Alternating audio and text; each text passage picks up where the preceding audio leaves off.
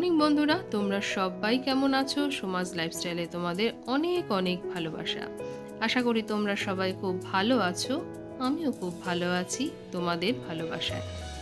আজকে শনিবার আর এখন সকাল প্রায় 10টা মতন বাজে। আর এখন তো শনিবার সকালটা আমার অন্যরকমভাবেই শুরু হয়। শ্রীমতীর টিচার আর একটু পরেই চলে আসবে। আমার কিন্তু স্নান হয়ে গেছে, আর তার আগে কিন্তু আমি এই হলঘরটাকে সমস্তভাবে পরিষ্কার করে নিয়েছি। আর আকাশটা দেখতে কিন্তু ভারী সুন্দর লাগছে। নীল আকাশ, তার মধ্যে কিন্তু সাদা মেঘগুলো পেঁজা তুলোর মতন ভেসে বেড়াচ্ছে। জানি না তোমরা বুঝতে পারছো কি না। সাদা মেঘগুলো দেখো এ প্রান্ত থেকে ও প্রান্তে ভেসে বেড়াচ্ছে। আর রোদের তেজটাও কিন্তু প্রচণ্ড। এখন হয়তো সকালবেলায় দেখছি রোদের তেজটা প্রচণ্ড, আবার আরেকটু পরে দেখবো হয়তো এই নীল আকাশটা জুড়ে কালো মেঘ করে এসেছে। মাঝে মাঝে হাওয়া দিচ্ছে, আর হাওয়াটি যখন গায়ে লাগছে ভারী আরাম লাগছে। স্নান করে উঠলে তো গায়ে যেন ঘামটা একটু বেশি মাত্রায় হয়। এত বৃষ্টি হচ্ছে ঠিকই, গরমের কিন্তু এতটুকুনি কম নেই। আর যখন এই হাওয়াটা দিচ্ছে তখন কিন্তু ভারী ভালো লাগছে। বারান্দায় দাঁড়িয়ে কিন্তু থাকতে বেশ মজা লাগছে।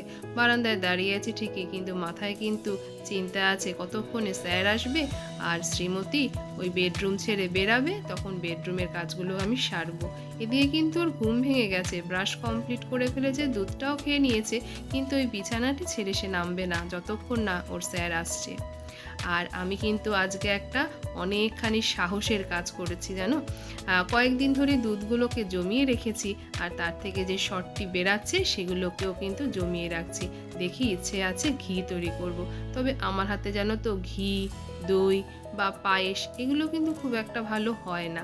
আমি অনেকবার দই করার চেষ্টা করেছি, টক দই, আর আমার ততবারই কিন্তু টক দই নষ্ট হয়ে গেছে। দিদি কি সুন্দর টক দই করে, ঘি তৈরি করে।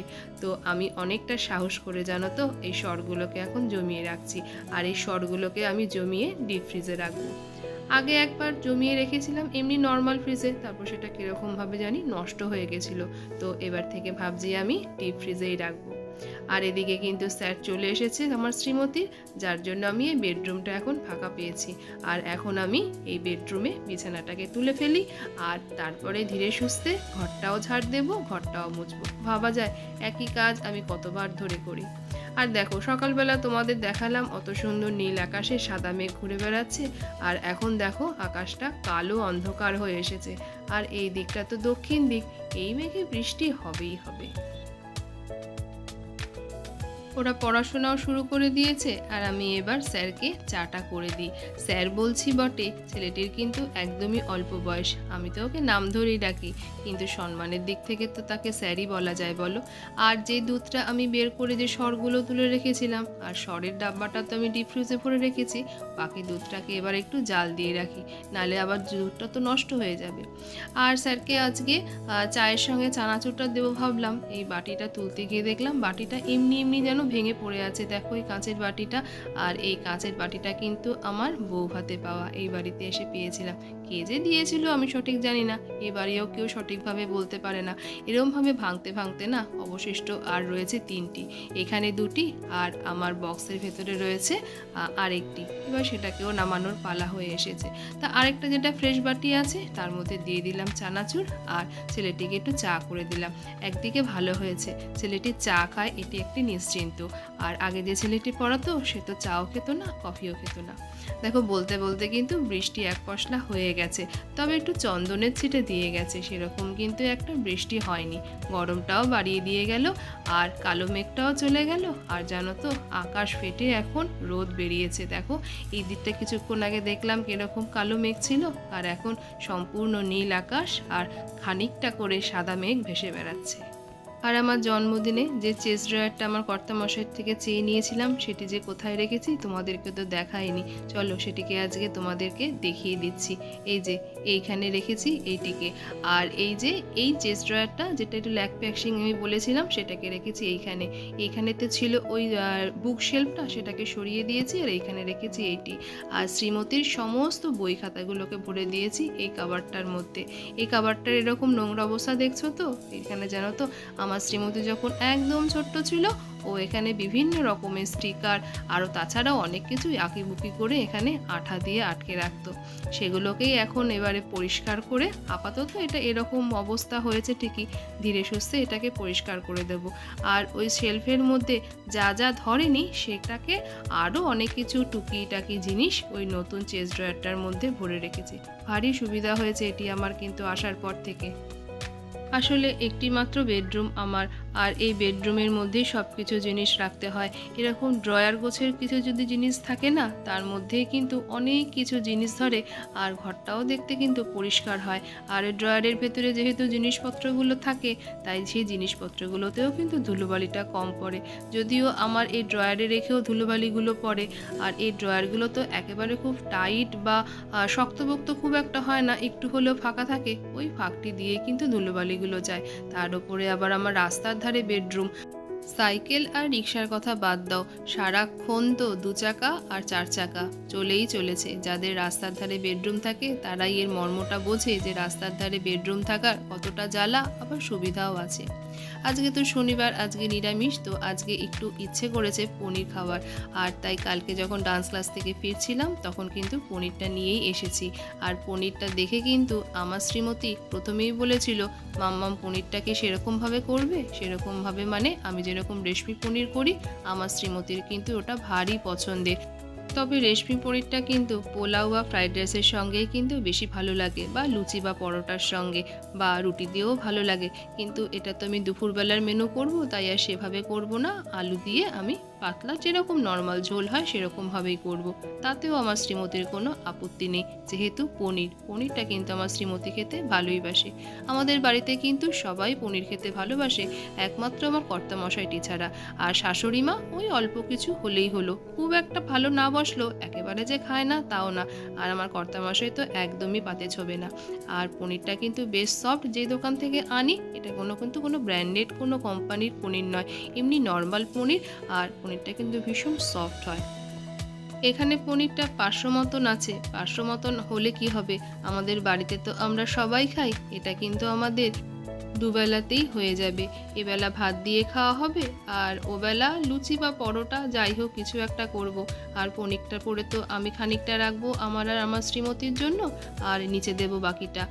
আর পনিরটা কিন্তু আমি একদম সমান মাপের করে কাটিনি, কিছু টুকরো করেছি বড়, আবার কিছুটা টুকরো আছে ছোট।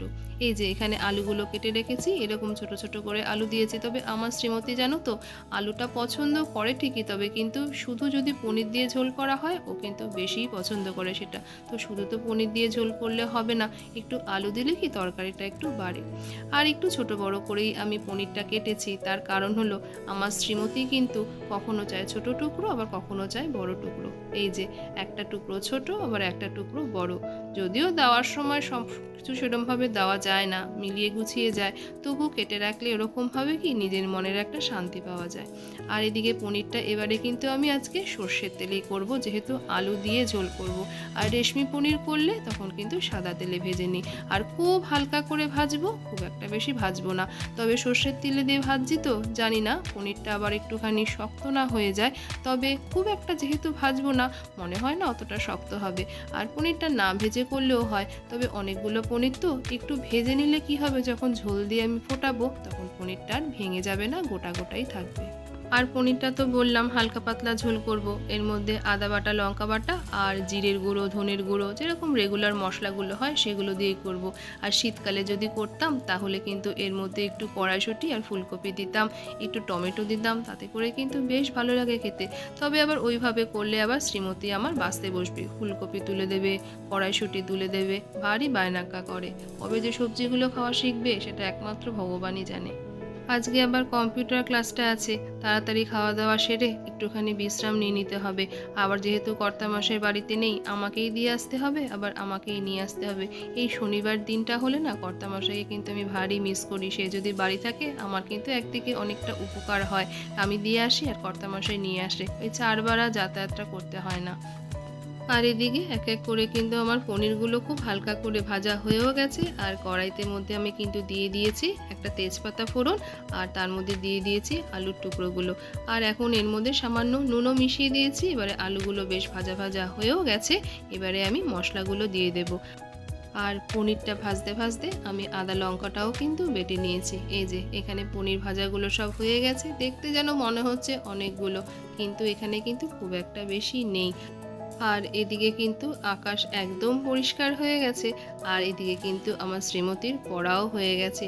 আর পনিরটা যখন ভাজছিলাম ও তো গন্ধ পাচ্ছিল, যেই মাত্র ওর স্যার চলে গেল এক ছুট্টে রান্নাঘরে পনিরের গন্ধ নিতে। ভারী ভালোবাসে কিন্তু আমার শ্রীমতী পনিরটা খেতে। ব্যাস, আলুটা যেই ভাজা ভাজা হয়ে গেছে, সমস্ত মশলাগুলো দিয়ে বেশ খানিকটা করে কষিয়ে নিয়েছি। আর দিয়ে দিয়েছি পরিমাণ মতন জল। আর একটু তো ঝোলটা আমাদের বাড়িতে বেশি হয়, আর তার জন্য একটু ঝোলটাও বেশি দিয়েছি। আর এদিকে আলুটাও সেদ্ধ হয়ে গেছে। আর আমি এর মধ্যে কিন্তু খানিকটা মিষ্টিও দিয়ে দিয়েছি আন্দাজ মতন। আর এদিকে পনিরটাও দিলাম। বেশ খানিকটা যেই ফুটে আসলো, আমার জন্য কিছুটা রেখে নিচে দিয়ে আসতে গেছিলাম। আর যেহেতু স্নান করে রান্নাটা শুরু করেছি, চুলটা তো একদম ভেজা ছিল, চুলটাকে খুলেই রেখেছিলাম। কিন্তু রান্না করতে করতে তারপরে যখন পনিরটা নিচে দিয়ে আসলাম, তখন কিন্তু দুটো ফাঁকা বোতলও নিয়ে গেছিলাম, জলও ভরে আনলাম। আর আমি ঘেমে নিয়ে পুরো একসা হয়ে গেছি।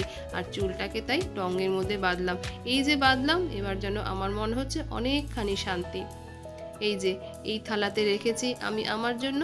এখানে যা আছে আমার আর শ্রীমতীর এবেলাও হবে, আর আমার আর শ্রীমতীর ওবেলাও হয়ে যাবে। ওই যে বললাম, শনিবার তো আমাদের বাড়িতে লুচি বা পরোটা যে কোনো একটা কিছু হবে। আর এদিকে কিন্তু এক বেসিন ভর্তি বাসনপত্র রয়েছে। এই বাসনপত্রগুলোকে মাজবো, গ্যাসটাকে পরিষ্কার করব, তারপরে খাওয়া দাওয়া সেরে একটু বিশ্রাম, তারপরে নিয়ে যাব শ্রীমতীকে কম্পিউটার ক্লাসে। আর এদিকে দেখো তেড়ে ফুঁড়ে রোদ উঠেছে, গরমও সেরকম লাগছে। আর শনিবার দিন হলেই না আমার খাওয়াটা বেশি হয়ে যায়, যেহেতু তৃপ্তি সহকারে নিরামিষ খাবারটা খাই। আর ভাতটাও খাওয়া হয়ে যায় বেশি, চোখে ঘুমটিও নেমে আসে। একটু ঘুমিয়েও পড়েছিলাম। তারপরে উঠে শ্রীমতীকে নিয়ে বেরিয়ে পড়লাম কম্পিউটার ক্লাসের জন্য। কদিন আগেও যখন ভারী বৃষ্টি হয়েছিল, এই রাস্তাটা কিন্তু জলে ডুবেছিল। একটু বেশি বৃষ্টি হলেই কিন্তু সবার আগে এই রাস্তাটির মধ্যে জলটা জমে যায়।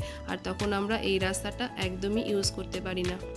আসলে এই রাস্তাটা দিয়ে বেরালেই তো মার্কেট, আর মার্কেট দিয়ে বেরিয়ে যে রিক্সা স্ট্যান্ডটা, সেখান থেকে রিক্সায় উঠে যদি স্টেশনে যাই, আমার কাছ থেকে নেবে 14 টাকা।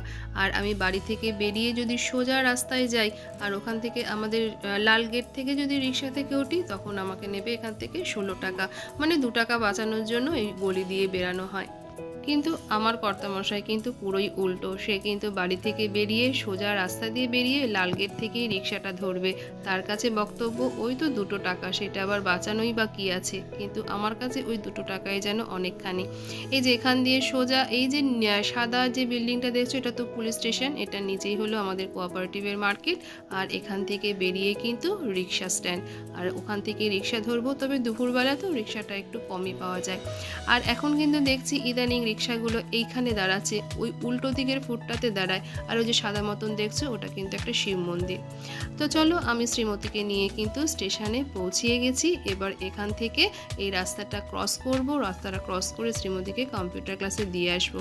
আর রাস্তায় রোদ দেখেছো, কেউ বলবে যে সকালবেলায় অতখানি বৃষ্টি হয়েছে, যেরকম গরম লাগছে, কিন্তু আকাশটা দেখতে কিন্তু ভারী ভালো লাগছে। আকাশটার দিকে তাকালেই মনে হচ্ছে যেন পুজো চলে এসেছে।